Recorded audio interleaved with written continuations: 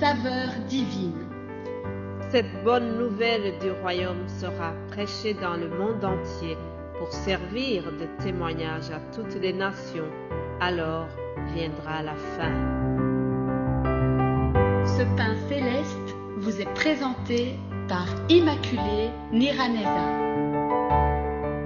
Shalom, shalom, mes bien-aimés de Dieu qui écoutent l'émission Saveur divine. C'est au nom de Jésus-Christ que je vous salue. Il n'y a aucun autre nom par lequel nous sommes sauvés, si ce n'est que celui-là. Alléluia. Alors, au nom de Jésus-Christ, recevez sa bénédiction ce matin. Si vous êtes fatigué, au nom de Jésus, recevez vraiment le rétablissement. Si vous êtes malade, recevez sa guérison. Alléluia. Au nom de Jésus-Christ, si vous êtes triste, recevez sa joie. La joie de l'Éternel est notre force. Alléluia. Si vous êtes troublé, au nom de Jésus-Christ, c'est le plus grand nom qui soit, le nom le plus puissant, le nom par lequel nous sommes restaurés. Que ce nom vous fasse du bien. Alléluia. Il n'y a aucun autre nom sous lequel nous sommes sauvés. Alléluia.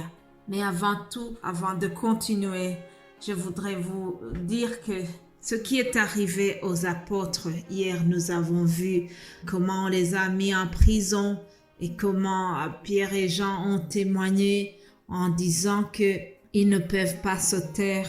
Tout ce qui leur est arrivé, c'était déjà prédit. Le Seigneur leur avait prévenu ce qu'il était encore avec eux.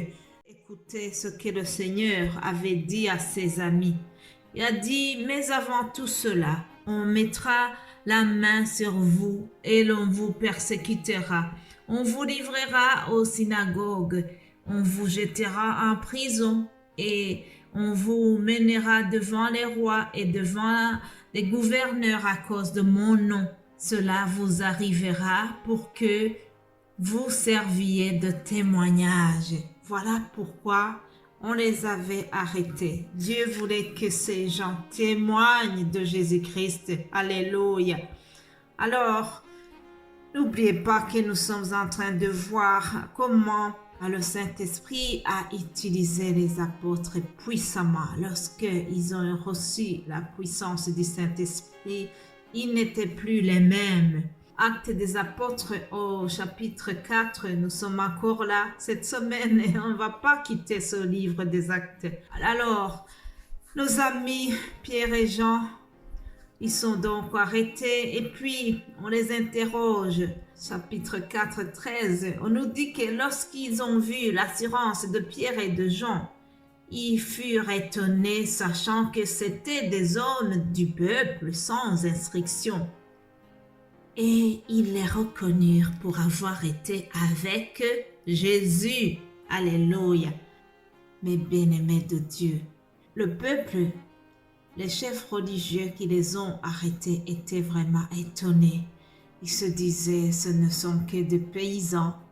Ces gens-là n'ont jamais fait la théologie. Ces gens-là n'ont même pas fait beaucoup d'études. Comment ça se fait qu'ils peuvent parler avec autant d'assurance, avec autant d'éloquence? Cependant, ils avaient oublié une chose. Il y a un secret pour les gens qui marchent avec Jésus. Alléluia. Nous avons un secret, chers amis. Lorsqu'on a marché avec Jésus, lorsqu'on vit avec Jésus, il y a une autre force qui nous utilise. Alléluia. Cela ne demande pas d'avoir fait des études. Cela n'est pas réservé aux hommes seulement. Et les femmes aussi peuvent avoir ce don d'assurance, ce don de parler. Alléluia. Alors, ces chefs religieux étaient donc étonnés. Mais après, ils se sont rendus compte qu'ils ont été avec Jésus. Lorsqu'on a vécu avec Jésus, lorsqu'on a Jésus dans son cœur, il nous utilise puissamment. Alléluia. Rappelez-vous que cette polémique est venue du fait que Pierre et Jean avaient fait lever un paralytique. Le miracle qui est raconté dans Acte 3 a causé beaucoup d'inquiétudes. Il a fait couler beaucoup d'encre, comme on dit. Les chefs politiques, les chefs religieux étaient très embêtés par cet événement parce qu'ils perdaient leur succès. Ils ont vu que vraiment les apôtres qui ont été avec Jésus commençaient à avoir de la popularité plus que eux. Alors ils se sont dit, que ferons-nous à ces hommes? Car il est manifeste pour tous les habitants de Jérusalem qu'un miracle signalé a été accompli par eux. Donc le miracle que je viens de vous citer, autrement dit, ils se sont dit, on ne sait pas camoufler ce qui est arrivé. L'événement est connu de tout le monde. Tous les gens de Jérusalem sont au courant. Qu'est-ce que nous allons faire? Qu'est-ce que nous allons faire? Ça devient vraiment inquiétant. Ça devient un sujet d'étude, un sujet pour lequel les chefs religieux doivent se réunir pour étudier ce dossier-là. Alors ils se sont dit, mais afin que la chose ne se répande pas davantage parmi le peuple, défendons-leur avec menace de parler désormais à qui que ce soit en son nom-là. Ce nom-là, c'est le nom de Jésus-Christ. On ne veut pas que les apôtres parlent au nom de Jésus. Le nom de Jésus a dérangé, chers amis. Le nom de Jésus dérange encore aujourd'hui. Cependant, nous ne pouvons pas nous taire. Nous ne pouvons pas nous taire. Pierre et Jean n'ont pas pu se taire. Animés par la puissance du Saint-Esprit, ils ont répondu, jugez ce qui est juste devant Dieu, de vous obéir plutôt qu'à Dieu, car nous ne pouvons pas ne pas parler de ce que nous avons vu et entendu. Alléluia, alléluia. Il est difficile de camoufler qu'on connaît Jésus. Il est difficile de ne pas parler de lui. Il est difficile de se taire. Nous ne sommes pas dotés d'un esprit de timidité, comme m'a dit l'apôtre Paul à Timothée. Il a dit à Timothée, on n'est pas doté d'un esprit de timidité, mais un esprit de force. Alléluia. C'est par cet esprit de force que je peux vous parler maintenant. Je rends grâce à Dieu pour ce don merveilleux qu'il m'a donné. Alléluia.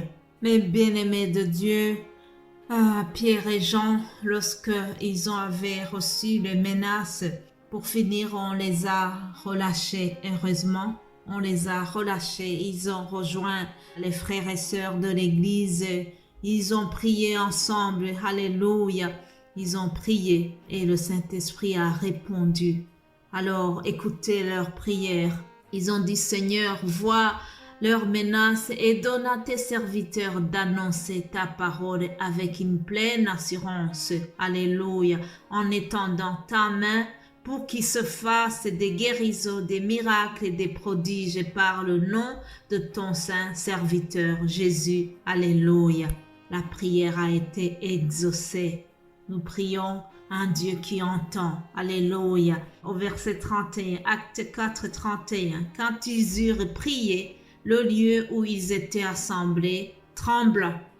Ils furent tous remplis du Saint-Esprit et ils annonçaient la parole de Dieu avec assurance. Alléluia.